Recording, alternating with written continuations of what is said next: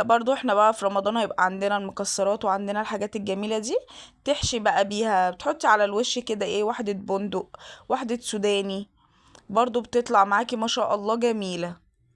جربي طريقتي وان شاء الله هتعجبك.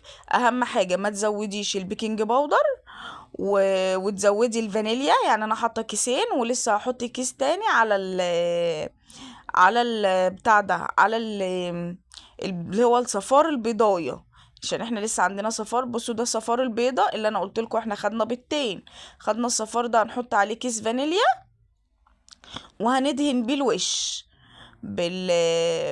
بتاع دي بالفرشه كده، ندهن بيه الوش عشان يطلعها لك ايه لونها جميل كده من على الوش. بصوا احلى بجد، احلى كتير كتير كتير من بتاعة الشارع.